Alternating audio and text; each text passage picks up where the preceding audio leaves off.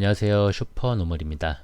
오늘은 며칠 전에 가족들을 만나서 받은 아들 용돈으로 주식을 매수해서 평범한 아빠의 부자 아들 만들기 미션 네 번째 이야기를 나눠보려고 합니다. 결론은 아들이 용돈을 받아서 그 돈으로 주식 샀어요 라는 간단한 이야기라 잠시 오늘 본 뉴스들을 좀 이야기해보면 크레딧 스위스 은행을 스위스 최대 투자은행 UBS가 32억 달러에 인수하기로 했다고 합니다. 블랙 먼데이를 걱정을 했었다는데 무슨 시도 때도 없이 블랙 먼데이라고 하는지 모르겠어요.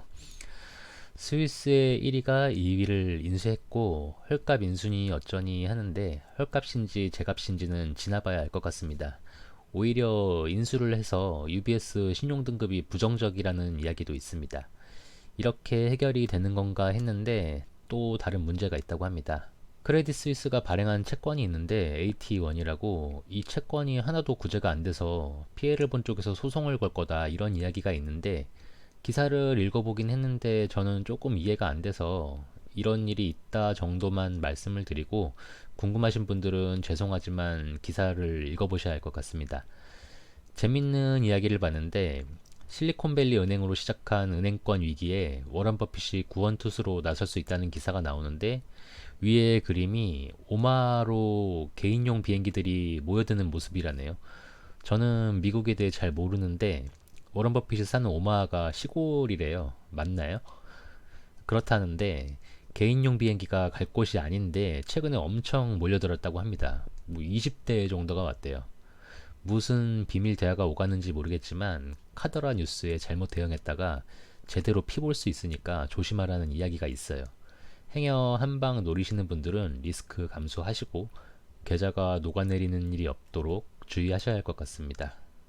연준에서 베이비 스텝을 할 거다, 동결할 거다, 언제부터 금리를 인하하기 시작할 거다 등의 이야기가 있어서 주가의 흐름이 좋은 것 같은데 저의 짧은 생각은 금리를 살짝 올려도 문제고 동결하면 또 뭐 안 좋은 게 있나 하는 생각이 들어서 불안할 것 같기도 하고 해요. 올리고 말고는 저와 상관이 없고 연준 위원들이 찍는 점도표가 앞으로의 흐름을 예상할 수 있는 척도라고 하니까 관심을 두고 지켜보시면 좋을 것 같습니다. 저보다 시황 이야기를 잘하시는 분들이 넘쳐나니까 이렇게 말씀드리는 소식들이 도움이 되실지 모르겠는데 저는 여러 기사를 보는데 제일 먼저 보는 게 한경 글로벌 마켓이거든요. 여기서 월스트리트 나우의 기사가 주중에 매일 나오는데 읽어보시면 미국 증시 분위기 파악하는데 많은 도움이 돼서 회원 가입하고 보시는 걸 추천드립니다. 저는 한국경제신문을 보고 있는데 시간이 없어서 집에서 신문을 못 보면 모바일로 보려다가 이런 게 있다는 걸 알게 돼서 틈틈이 잘 보고 있습니다. 사실 오랫동안 들고 가는 입장에서 일일이 챙겨볼 필요는 없는데 그냥 세상 돌아가는 상황 공부한다고 생각하고 보고 있어요. 그리고 추천할 게 또 하나 있습니다. 키움증권 사용하시면 지금 이렇게 이벤트를 하고 있어요. 투자대회 신청인가? 그거 하면은 뽑기로 받을 수 있는 건데 저는 얼마 전에 받아서 받을 수가 없는데 와이프한테 얘기를 해줘서 와이프도 받았습니다. 저는 해외는 소수점으로 구글 0.01주를 받았고요. 이전 영상에 스샷은 올려놨는데 이야기를 안 했어요. 그래서 국내 주식으로 제주 맥주를 받았습니다.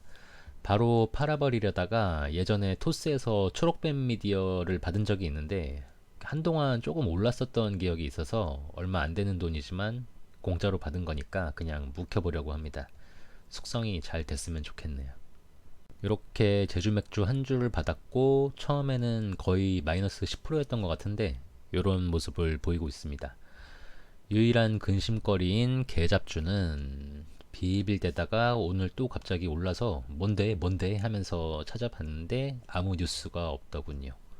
올라도 아무 소식이 없고 떨어져도 아무 소식이 없습니다. 답답합니다. 본론을 이야기하기까지 너무 시간을 끌었습니다. 일단 토요일에 15만원을 받았어요. 어른들께서 제 아들 오랜만에 봤다고 5만원짜리를 막 주시더라고요. 제가 부러웠습니다. 귀여워서 돈을 벌 수 있는 건 아이들만의 특권입니다. 저는 15만원을 벌려면 움직여야 되잖아요. 열심히.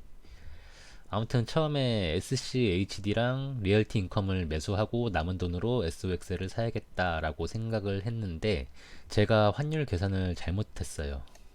둘 중 하나를 포기해야 하는데 어떤 걸 포기할까 생각하다가 마이너스가 더 크고 일단 매달 받을 배당을 늘리자라는 생각으로 리얼티인컴을 매수했습니다.